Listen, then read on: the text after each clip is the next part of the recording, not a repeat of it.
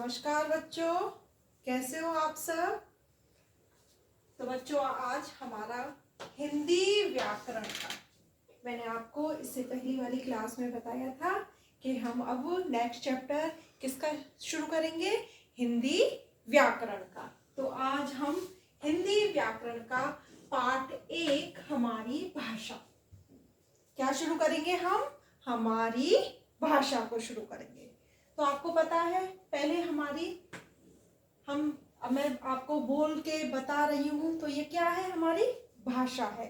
आपस में बोलचाल करना, बातचीत करना, एक दूसरे को मन के विचारों को, भावों को एक दूसरे तक पहुंचाना, ये सब क्या है बच्चों, ये सब है भाषा।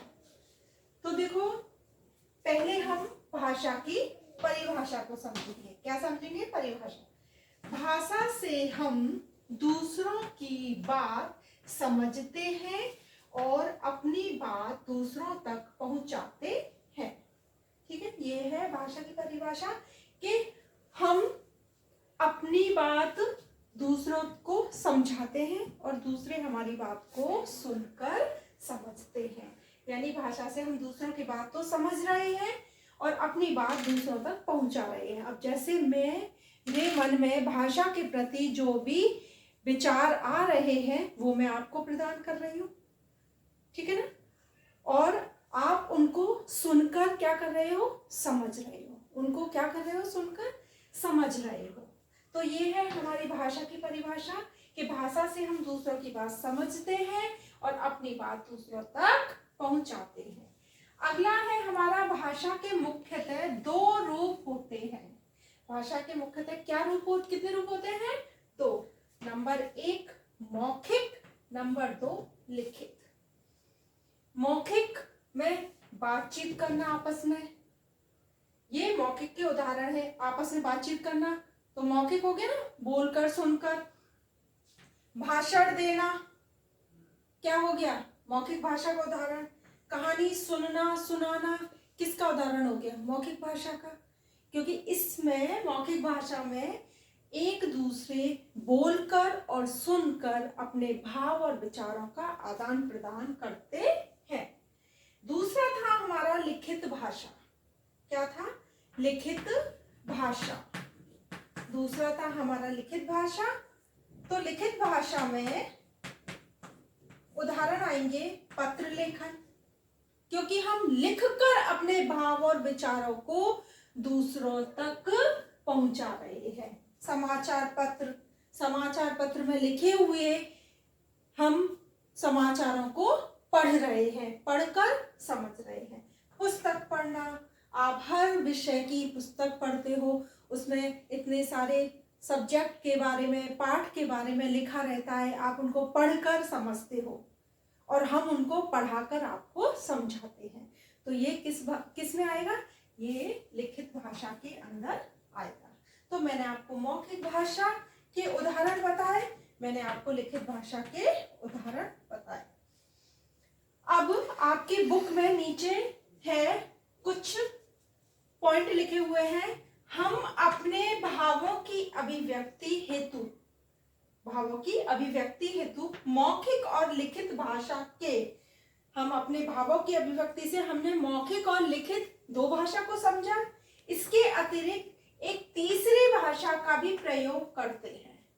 मौखिक और लिखित के अलावा हम एक और भाषा है जिसका हम प्रयोग करते हैं, वो है हमारी, जिसे सांकेतिक भाषा कहा जाता है। जिसे क्या कहा जाता है, सांकेतिक भाषा कहा जा सकता है।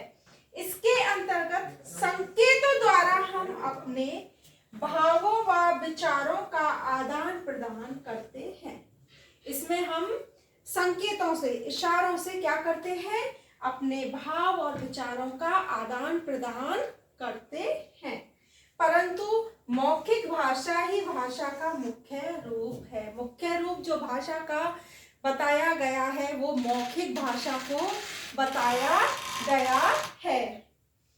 तो ये था कि हमने मौखिक भाषा और लिखित भाषा के बारे में पढ़ा। इसके बाद हमने तीसरी भाषा थी जो सांकेतिक भाषा थी, उससे पढ़ा।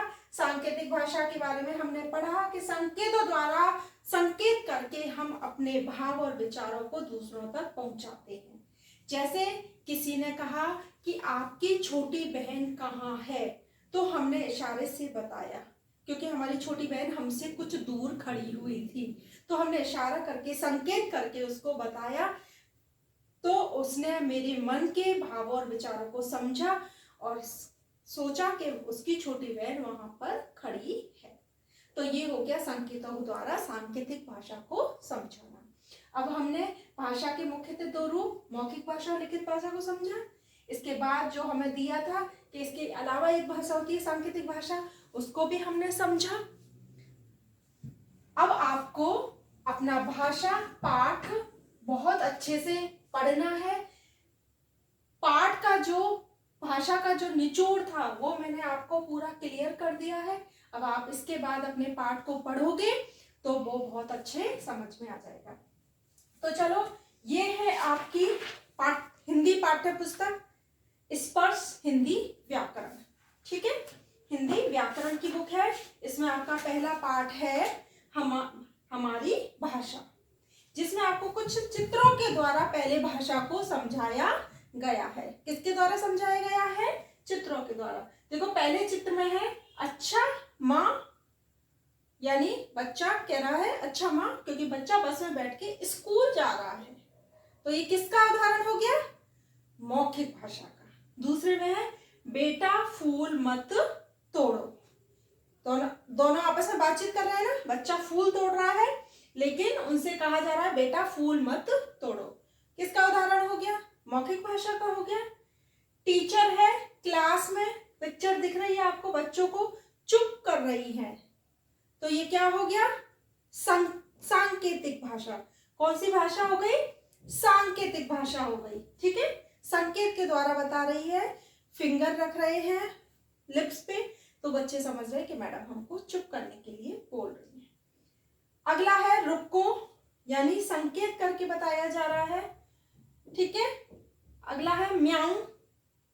एक बात और है, जब हमारी मनुष्यों की जो ये भाषा होती है इसको हम भाषा कहते हैं, लेकिन जानवर जो अपनी आवाज निकालते हैं इसको हम ध्वनि कहते हैं। जानवरों को की भाषा नहीं कहलाती है, वो ध्वनि कहलाती है। भाषा सिर्फ हम मनुष्यों की कहलाती है। अगला है तुम्हारा नाम क्या है? मेरा नाम सोनू है। बातचीत कर रहे हैं दोनों आपस में। अगली पिक्चर में बर्थडे है बच्चे का, सेलिब्रेट किया जा रहा है। कूड़ा यहाँ डालें, तो आपको संकेत दिया गया है कूड़ा यहाँ डालें। अब कैसे हो? नर्स है जो पेशेंट से पूछ रही है कि अब कैसे हो। तो ये थे हमारे चित्रों के द्वारा भाषा को समझाया। उसके बाद हमारी भाषा की परिभाषा लिखी हुई है। भाषा से हम दूसरों की बात समझते हैं और अपनी बात दूसरों तक पहुंचाते हैं। जो बात मैंने आपको ब्लैक बोर्ड के लिख कर क्लियर कर दिया है, अब मैं भी तो आपको ब्लैक बोर्ड पर लिख कर बता रही हूँ, तो ये क्या हो गया? लिखकर, और आप उसे पढ़कर समझ रहे हो, तो ये भी कौन सा रूप हो गया? ये हो गया लिखित भाषा। ठीक है, अगला पेज टर्न करेंगे, पेज नंबर 6। पेज नंबर 6 पे आपको भाषा के मुख्यतः दो रूप है, मौखिक लिखित, जो मैंने आपको यहाँ पे क्लियर कर दिया था कि भाषा के मुख्यतः दो रूप होते हैं। नंबर 1 मौखिक भाषा, नंबर 2 लिखित भाषा। नंबर 2 लिखित भाषा, ये हमने क्लियर कर दिया था आपका। अगला है मेरा नाम रमेश है, मैं 5 वर्ष का हूँ। तो ये एक बच्चा है जो अपना इंट्रोडक्शन दे रहा है क्लास में कि मेरा नाम रमेश है, मैं 5 वर्ष का हूँ। तो वो क्या हो गया? बोल रहा है और आप सुनकर उसको समझ रहे हो, तो ये मौखिक भाषा का उदाहरण हो गया। लिखित भाषा में टीचर है, अध्यापिका, जो ब्लैक बोर्ड पर लिखकर आपको समझा रही है और आप उसको पढ़कर समझ रहे हैं, तो ये कौन सा रूप हो गया? ये भाषा का लिखित भाषा का रूप हो गया। फिर हमने आपको कंटेंट समझाया था, नीचे जो लिखा हुआ है तीसरी भाषा के में, हम अपने भावों को अभिव्यक्ति हेतु मौखिक और लिखित भाषा के अतिरिक्त एक तीसरी भाषा का भी प्रयोग करते हैं, जिसे सांकेतिक भाषा कहा जाता है। इसके अंतर्गत संकेतों द्वारा हम अपने भावों और विचारों का आदान प्रदान करते हैं, परंतु मौखिक भाषा ही भाषा का मुख्य रूप है। लेकिन भाषा का मुख्य रूप किसे माना गया है? मौखिक भाषा को माना गया है, क्योंकि सबसे पहले आधारभूत इकाई क्या है हमारी? ध्वनि। ठीक है, जो मौखिक भाषा में हम बोलचाल करते हैं, बातचीत करते हैं। और लिखित भाषा की आधारभूत इकाई क्या होती है? वर्ण होती है, जिनको हम लिख कर एक दूसरे के मन भाव विचारों को आदान प्रदान करते हैं। तो ये है बच्चों भाषा की परिभाषा, भाषा के रूप और भाषा की दो भाषाओं के अलावा तीसरी भाषा सांकेतिक भाषा के बारे में बताया गया है। अब इस पाठ को अब मेरे साथ आपने पूरा समझ लिया, मेरे साथ पाठ को भी पढ़ लिया। अब आप एक बार और पाठ पढ़ोगे, फिर हम अगली क्लास में भाषा के अभ्यास प्रश्नों के साथ मिलते हैं। जब तक के लिए धन्यवाद।